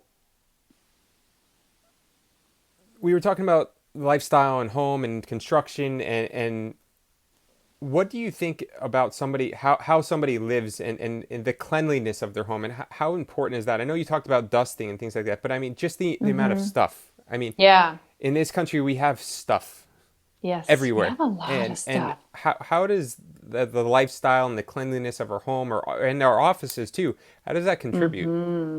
Well, it's funny you asked that. Like I don't love dusting, but I know I need to do it to stay well. And I'm actually, all my little friends back here, I'm actually going to put cabinet doors back on because I'm like, it's too, first of all, visually messy for me, but also it's another surface for things to get dusty and to take on toxin, not just mold toxin, but, some VOCs and some of this off gassing stuff. I think how we live in our homes is critically important. I've, again, as a primary care doc, did lots of home visits, and it was amazing to me how much the degradation of the health matched the degradation of the health of the house. There'd be clutter, there'd be, food left out. That's bacteria. I mean, there's so much stuff like dirty dishes and those kind of things. So I think, keeping your home to a size that it can be managed. When I was a kid, I had to help all that. We have these stressed out parents that are trying to do it all, and then the kids are like, on a device. And I know how hard that is because it's so much easier to just be like, I'll just do it myself. I'll be faster. But, I mean, get everybody into it. And if everyone understands, that mom won't have as big a headache if, mommy's getting help, and then we can be more fun and we can play instead of having to do chores, one person doing chores and one person stressed out. So yeah, I think all of those little things like managing pet urine, that's a big one. There was one house I went into that just reeked of pet pee, of cat pee. And it's just like, wow, now I understand why you have chronic sinus problems and lung problems because there's ammonia continuously coming into your body. Yeah. So yeah, I think really it's important to manage our homes. It's very important. But there's like an old Chinese proverb that has something to do with the summary is put your house in order first, and that is so important. Yeah, it really. I mean, that's your home base, right? Yeah, That's your source of energy and your grounding area. So I yeah. completely agree with you. There's been a couple people on my mold workshop where we get on Zoom, and a couple times I've done that just from like my living room instead of in my office, just because we're a little more, the workshop is more friendly and it's a tight group. And a couple have commented that it's so interesting to see all of you mold specialty doctors have such minimalist homes. It's so true. Like in my Well, living duh. room, like there isn't a bunch of decor. And it's just like, well, because, I think that first of all, visually it's just calmer for me. hmm But also, it's just more stuff. The more you have, the more you have to do. So the more you have to dust, the more you have to this or that. So yeah, it's kind of interesting. Minimalist is a nice way to go. I think this next generation, like my kids' generation, they are such minimalists. Which is It's so great. cool to see. I Yeah. mean, it's better for health, like we're talking about. It's also better for the Hmm. environment. I mean, it's really, really important. Um, Yeah. what Looking does at it say? some of these fun. Justin asked a question. What's it? The efficacy of mold remediation and the probability that mold can be completely removed, or do you think it's more about reduction, and hoping a mold illness person can live there? Ah, ooh. Well, remediation in our area is it 1 in 3 has to be done on the average scale, because they're buying the idea that we all want to have this to be true, that you can spray stuff, you can paint over stuff, you can leave the material, and it'll be fine. And that just isn't the case. The gold standard in the industry is to remove everything that's water affected plus 2 feet around it, because the mold spores are microscopic. Once you see mold, that's 1 million spores. That's crazy. Yeah. Like a 1 inch square mold is 1 million spores. And that's if it's a single layer.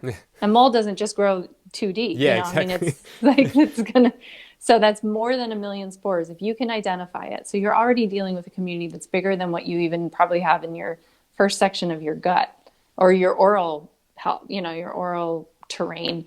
I don't know how many critters are in our oral cavity. We have quite a few. Like millions, yeah. right? Yeah. Yeah. So it's just, that's kind of crazy. You can get outnumbered by mold pretty quickly.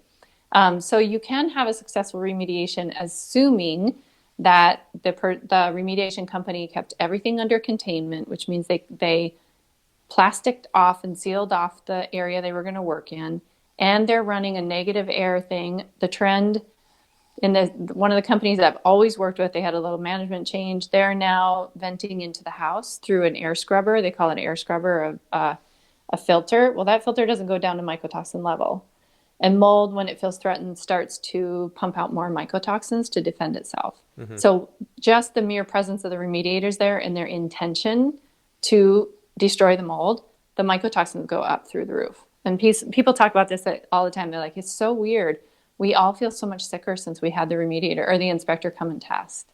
And I'm like, that's because mold knows you're coming for it. Right. It's a living thing. It's a community, and intention is huge. 100%. So, yeah. So anyway, the remediation has to be vented. That area that's sealed off has to be vented outside to create a negative airspace. So every time the workers come in or out of that space to bring tools or to take out materials, they should double bag the materials, seal the materials, HEPA vac the outside, and then carry it ideally out a window if possible, or some containment area through the house.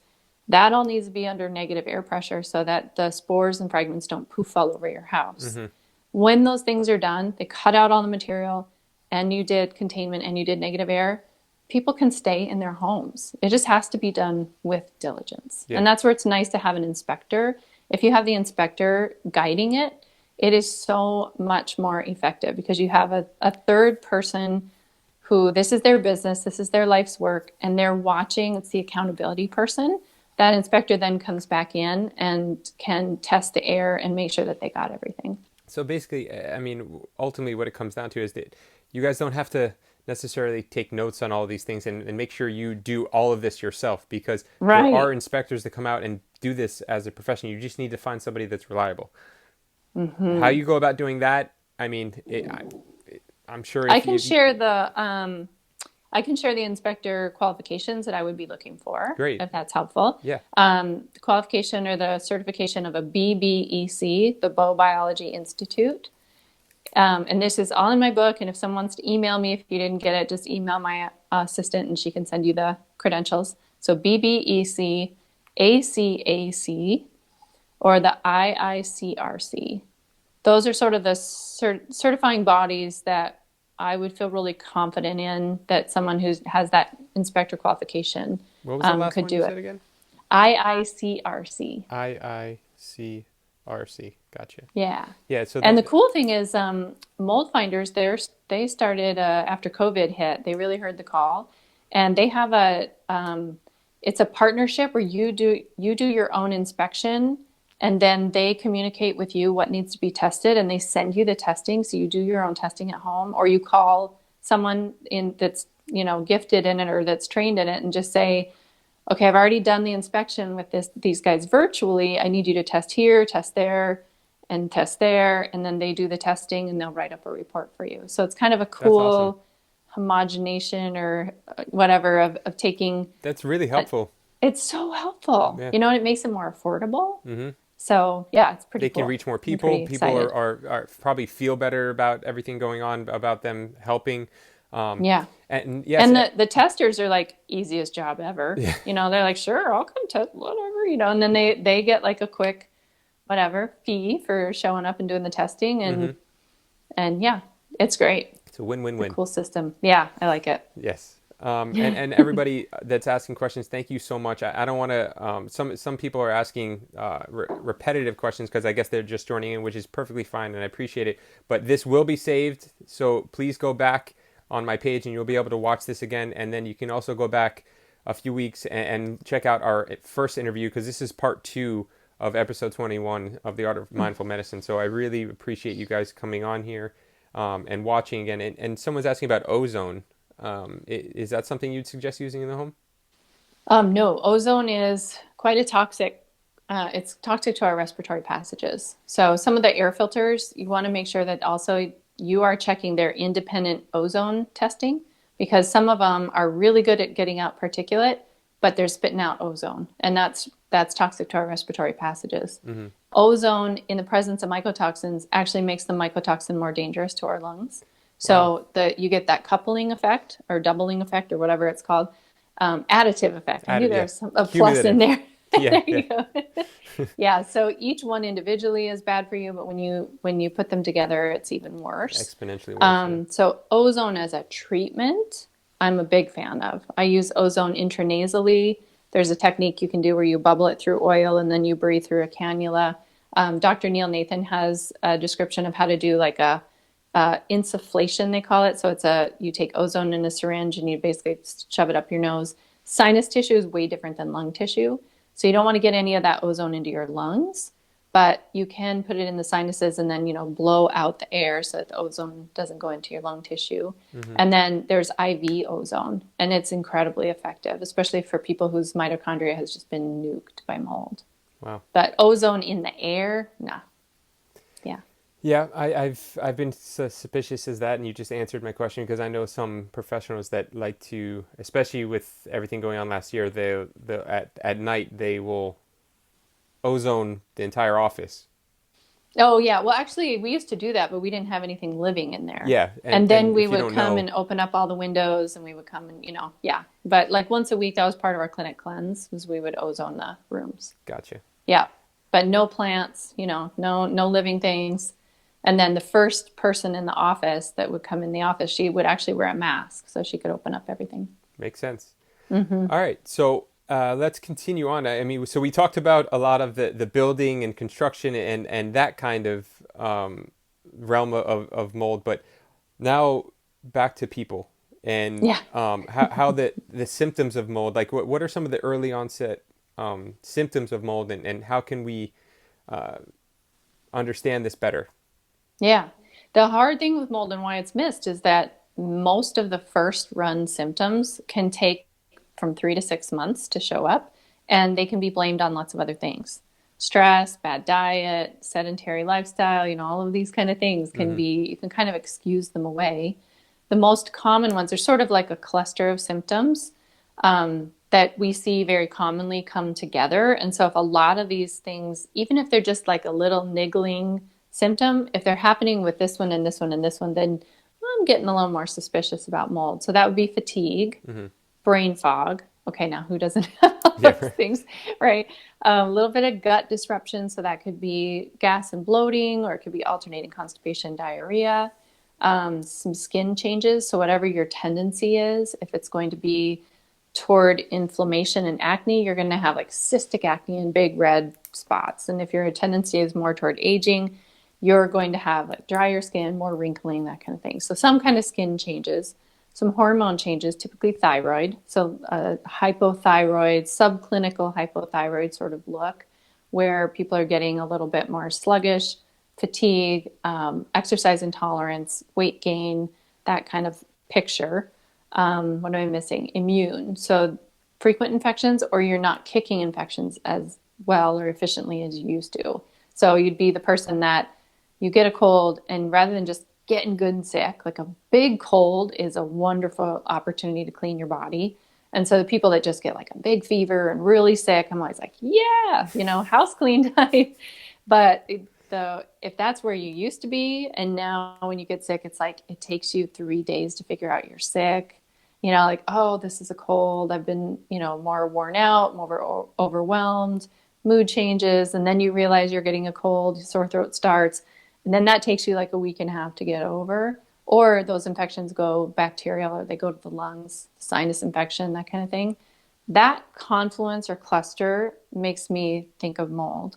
Now, if you add in some two kind of more keynote symptoms, which is ear ringing or tinnitus, and bladder frequency, bladder pain, or pelvic pain, those, if that's going on with that cluster of other symptoms, then I'm starting to really, really wonder if it's mold. And if anybody's listening and you wanna take a quiz, I have a mold quiz out there. Just that was my next it's question. fun. It's like it tells you yes or no, and it gives you some ideas of what to do if it is a yes. You'll get some emails that give you things that help. So that's on my bio link tree, or go to moldquiz.com. Awesome. And you don't have to read, like, I put a lot of education out there because I'm all about education. Yeah, You can that's just great. answer the questions. You don't have to read all the why. But I've had so many people say, I never knew that was a mold thing, and I never understood why, and now I do. So I'm always really excited when people take the quiz, because I'm like, ooh, I just taught some people stuff. Yeah, that's awesome. No, and Yeah. it's beautiful, and the fact that I can see in your face like how much you love that Yes. that you've I love helped to help somebody. people. So Yeah, you bet. and the mold quiz, is that also in your book? That's my clinical questionnaire in the Okay, book. So if 'cause- anybody wants the mold quiz, is just kind of like it's a 10 question, easy, kind of quick scan kind of Yeah, thing. Gives you a yes or no. because The questionnaire is the first time big. you mentioned about the book, the questionnaire. So the mold quiz is something totally different, Yeah. and somebody had been asking if there's a blood test or something that you can do, because obviously all of these symptoms are, like you said, they're very hard to bring it all back to mold, Yes. as opposed to something else. So are there blood tests, the mold quiz, all these different clinical things that we're talking about? What are the differences between them, and what would you suggest doing first, or Sure. all of them? Yeah, mold quiz is just sort of like a super scaled down, might what I'm dealing with be mold, yes or no? It just answers that question. Could it be mold? It doesn't say for sure, yeah, this is a high probability. That's then when you go to the clinical questionnaire, and that's something that I developed for myself in clinic, because I was having a hard time telling the difference between my chronic Lyme patients and my chronic mold patients.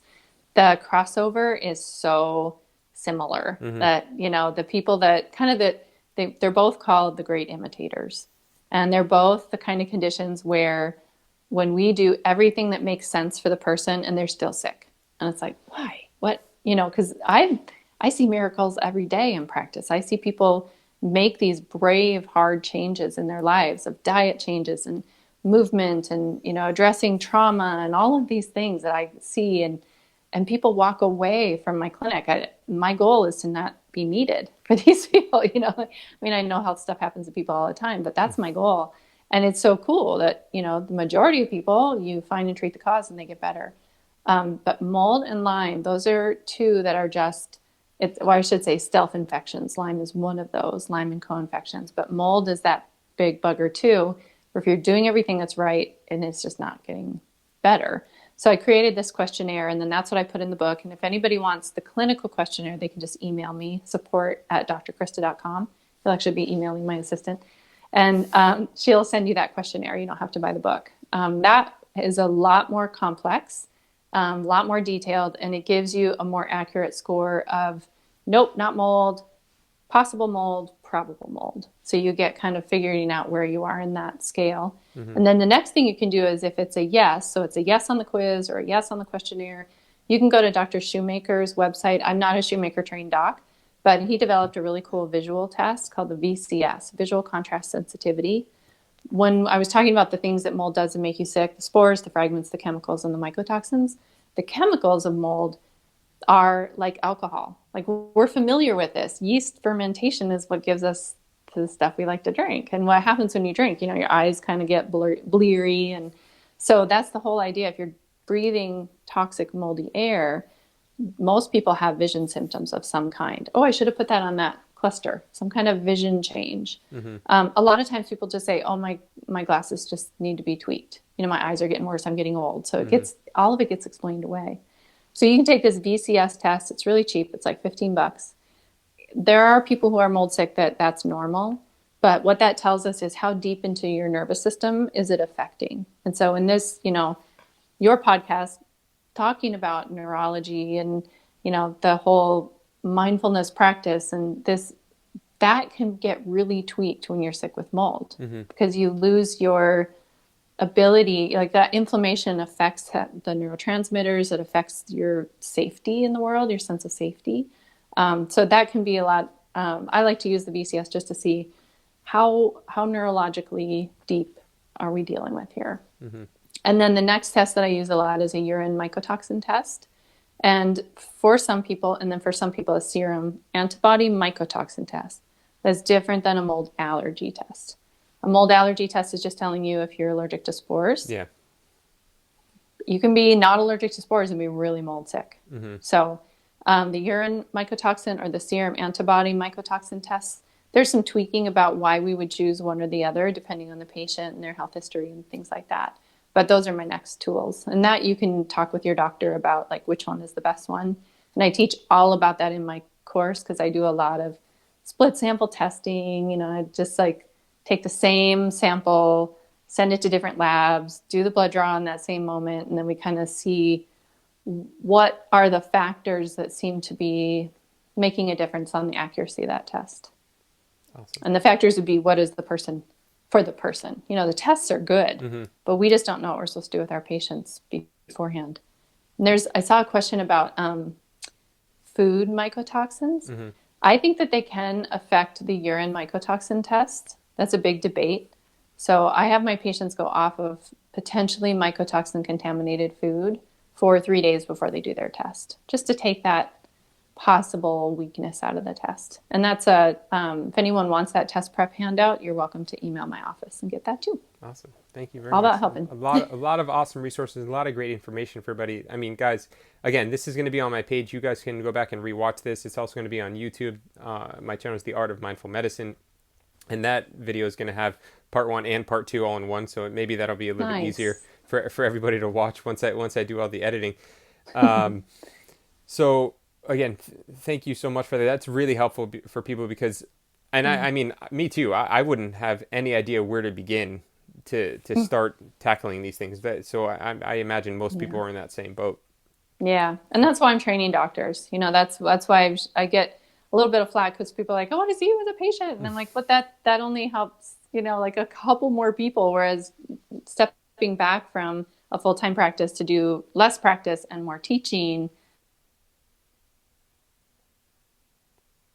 Oh, the audio went. I was getting a phone call. There you go. Yeah.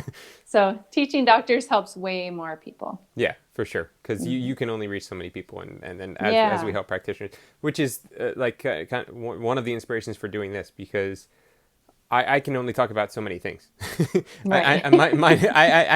I know this much, but I can talk to however many thousands of people that know this much, and that it turns into a lot more and affects a lot more other people. So. Yeah. Super cool what you're doing. Yeah. And a couple more questions, and this is something we started to talk about, but we got cut off, is how mold affects the respiratory system and the state of mind or our higher self, which you kind of started to talk about a little bit. And one of the things you mentioned that really stuck in my mind was that we begin to underbreathe. And we need to relearn how to breathe, because that's our connection. And that is our connection with everything. I mean, whether it's the somatic or autonomic nervous system, I mean, our breath is something that is on both. Right. And that is our connection. So if you can expand upon that a little bit more, please. Yeah. So your body in its wisdom has figured out that what you're breathing, where the toxin is coming in is through breath, through respiration. So it wisely starts to change the breathing centers of our brain to reduce how much we breathe. And it's a protective mechanism. So you start to become an underbreather to try to mitigate how much pollution is coming into your body, which is, I just think, is it's an amazing adaptation, but we don't adapt the other way then without conscious work on rebreathing, on relearning how to breathe. So, and it, there's a lot of fear response that has to do with breath as well. And what's so sneaky about mold is that you, the poison coming in, so the toxins coming in with your breathing sends a message that you're not safe in the world, like something's wrong. But when your eyes look around to see what's wrong and your ears are listening for what's wrong, there's nothing there. And so it can be kind of in this looping then of something's wrong, I'm not safe. And then your cognitive brain going, but that doesn't make sense. Hush up. And then, so there's no communication, there's no validation. And that can get stuck into sort of a fear loop in the limbic system of the brain. So we have that going on because when you're in a fear state, you don't take those beautiful parasympathetic breaths. You're not engaging the vagus nerve with your breath. You're engaging your scalenes, and just like, and I'm sure you see a lot of mold sick people that are really locked up right in this area because, now what we're doing is we're using, scalenes to breathe, which is not, that's your neck muscles for people listening. That's not the way to breathe. The way to breathe is your belly. We have all that muscle there for that reason. Yeah, most people, when they take a deep breath, their chest and everything just goes up like this. But and that's fine, but you want to start with your belly. Right, exactly. Yeah, and that's where I'm a big fan of yoga. I used to teach yoga, and I just think getting people some sort of breathing practice that dovetails very well into an energetic practice or a spiritual practice, whatever it is that's your belief system. And even if it's just breath, that alone, that's the breath of life, so that, like I tell my patients, you can go 30 days without food, go 3 days without water, you can only go about 3 minutes without air. So what's the most important thing for us to work on? Breathing, Yeah. And it's crazy. It's people say, I didn't understand that I was no longer taking a deep breath until I did the work. And I realized that, for years living in a moldy environment, I've been holding my breath, and it's subconscious. Yeah. And if for any of my South Florida people that might be watching, I am teaching yoga in Fort Lauderdale, in downtown Fort Lauderdale, where we work on breathing. So definitely come check it out. You can message me for details as to when we're having class, and I'd love to see you guys there. Cool. So that's really profound that the body immediately has that innate response to something when we're exposed to some kind of toxin through our breath, that it just immediately lowers or diminishes our expansion quality of breath. And it's important to notice these things in ourselves. And one of the things and trust it. Yeah. 100%.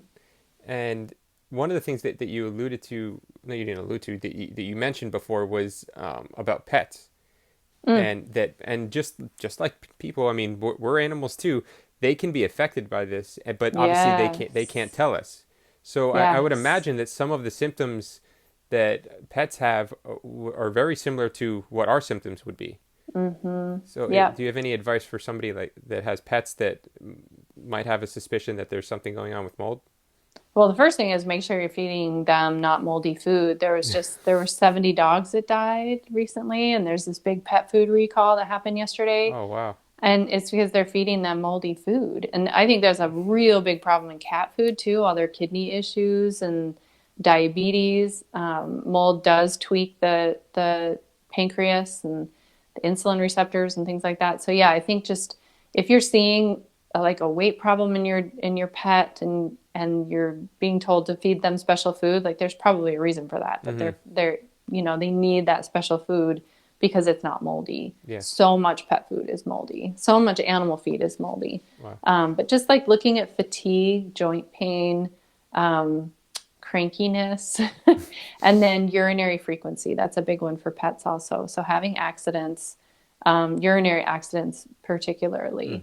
And so a lot of pets will just stop drinking water because they don't want to be a bad pet. And so that, watching for that if they're not drinking water and things like that. Yeah, that's a big tip. Yeah, the big one. Awesome. Thank you for that. Or babies. Yes, exactly. So I really appreciate it. I know we've been on here almost an hour again, which is awesome because we talked about so much cool stuff that I really really appreciate. And Mhm. I know this is really extremely valuable for people. Good. Um, the last question is I want you to talk about your book a little bit because I mean obviously that is at least a significant part of your life's work and of course there's way more information than what I'm going to ask you about now, but if you could tell people what are three of the greatest takeaways from your book, what would they be? Hmm. Wow, that's a great question. I've never been asked that. I think the biggest takeaway is that you can get better. You know, the message in the mold world is it's a trudge, people never get better, you have to throw everything away, all this stuff. You can get better. I see it all the time. The other takeaway is that there are specific dosages and a specific order of treatment so that you can feel your best going through the process of getting better. Because sometimes when you try to get better, you get a little worse in the process. And like I have a little graph in there called healing is messy. And it's just like, it just shows like the order of healing is total mess. Mm-hmm. It's never just like, I'm doing all these things right. And so I get incrementally better every day. That's not how healing works. Like you get incrementally better and then your body says, great, I'm going to detox a bunch of stuff. And then you have like 4 yucky days. So I guess just respect the healing process and understanding it gives so much empowerment, and then you don't lose hope and throw the whole thing away. And so that's the how to heal, and then the specifics are in the book with nutrients and herbs and things like that to help you, and with the understanding why you're doing it. That's the Awesome. thing I'm the most proud of. Awesome. That's beautiful. Yeah. Everybody definitely check out the book. You can go to Dr. Jill's uh, page and check out the link tree, and I'm sure there's many links and as to how to go about getting the book and obviously reaching out to her and contacting her. And just one more thing that I thought of because you mentioned me seeing people that have mold toxicity in dentistry. Would Yeah. you what are some of the, if any, major signs of in oral health or head and neck that we should be looking for when it comes Yeah, to I was mold really toxicity? thinking about that before we talked because I thought I want to bring this around to your audience too. And I think that the biggest thing that I'm seeing is enamel and collagen breakdown. So, and gum recession, like all of the proteins that keep your oral, the structure Mm-hmm. part of the oral health, all those proteins get impeded. So your body can't make those proteins, and then they can get things like enamel breakdown, gum recession, and where teeth start to wear away or get Mm-hmm. smaller, and then I see a lot of bruxism or grinding teeth because the mold will cause brain inflammation. And the way that we drain our brain when we sleep is if things aren't lined up right, you will put contract the jaw muscles to try to help your brain drain. The whole glymphatic system is based on us having certain alignment, which gets messed up when you have brain inflammation. And so the way to get over that is to contract those. So basically, grit your teeth. And that helps. The reason for doing that when in a mold situation is people are trying to drain their brain, get the Mm-hmm. inflammation out. So those would Yeah. be the things that I would see. Yeah, no, this is extremely interesting. I would love to talk to you more about this because I cannot tell you how many people that I see that have bruxism or Yeah. grinding and clenching their teeth. Yeah. Me being one of them. Yep. I mean, I wear a night guard, so I'm Yeah. and of course it's not always due to mold toxicity, but No, it's I think common though. it's Hmm. something that really needs to be looked at, and Hmm. I'd love to again, like I said, stay connected and talk a little bit more about that and how there's if there's something that we can put together for people for something like that. Yeah, that'd be cool. We need to compare notes. Yeah. And it'd be fun to ask people, like, did you have more teeth grinding or gritting your teeth or those kind of things, and more, you know, um, like, I don't know, just I'm thinking like TMJ and Mm-hmm. muscle tightness Yeah. and just all that stuff. I see that a lot with mold. Yeah. And it's your body just trying to keep the brain as clear as possible. Yeah. And not, there's breathing issues and all that. Joe, if this were the last time you ever had to share your thoughts and you could only share three things that people should start implementing in their lives immediately to improve their health, what would they be? Get outside, Mm-hmm. get sleep, eat vital food. Yeah. Outside, sleep, and vital food. I totally agree. Yeah. I mean, I've found myself saying that over and over and over in practice. And it's like, boy, if we had been taught, just like I was taught optimism, we talked about in the first video. So if you want to hear about that, Yeah, guys, yeah. go back. If we had been taught that, these are really important things, and not rewired because the drug company would make more money off of us if we didn't.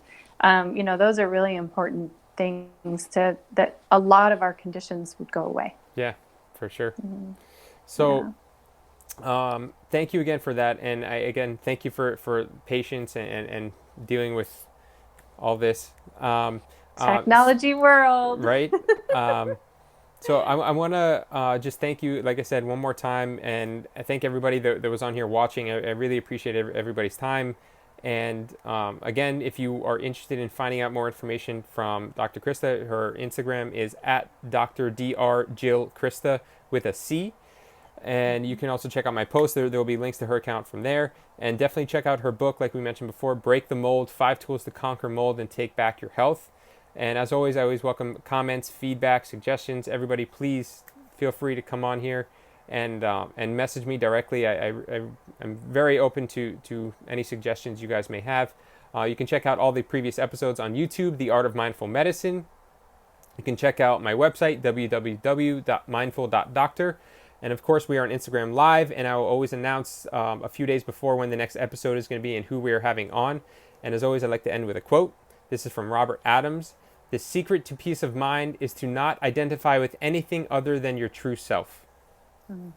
So I love that. Yeah, I know, it's pretty cool, right? Yeah. So thank you again, Jill. Thank you guys, everybody, for watching. And as always, remember, stay awesome, stay mindful. So I really you so appreciate you much. coming on here and look forward to talking to you more. Yeah, you too. Alrighty.